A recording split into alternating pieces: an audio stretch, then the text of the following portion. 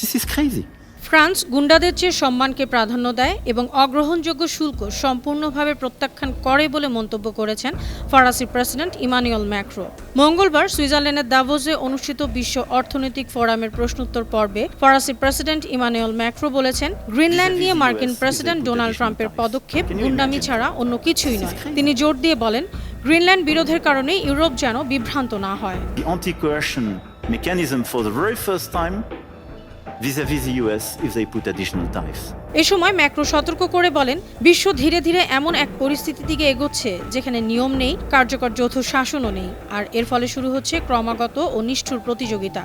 মার্কিন যুক্তরাষ্ট্রের সঙ্গে বাণিজ্য সম্পর্কের বিষয়ে তিনি বলেন, কিছু চুক্তি ইউরোপের রপ্তানি স্বার্থকে ক্ষতিগ্রস্ত করছে, সর্বাধিক ছাড় দাবি করছে এবং প্রকাশ্যেই ইউরোপকে দুর্বল করার উদ্দেশ্যেই করা হচ্ছে।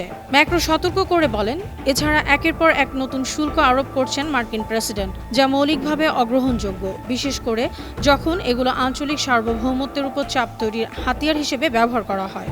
এর আগে গত শনিবার ট্রাম্প ঘোষণা দেন, আগামী 1 ফেব্রুয়ারি থেকে ফ্রান্স সহ কয়েকটি ইউরোপীয় মিত্র দেশের উপর ক্রমবর্ধমান হারে শুল্ক আরোপ করা হবে। গ্রিনল্যান্ড অধিগ্রহণের অনুমতি না দেওয়া পর্যন্ত এই প্রক্রিয়া চলবে বলেও জানান তিনি।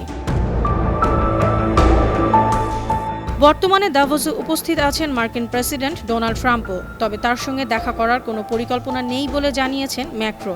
2017 সাল থেকে ফ্রান্সের প্রেসিডেন্ট হিসেবে দায়িত্ব পালন করা ম্যাক্রোর সঙ্গে ট্রাম্পের সম্পর্ক শুরু থেকেই চড়াই উতরাইপূর্ণ, কখনো সৌহার্দ্য, কখনো প্রকাশ্য দ্বন্দ্ব।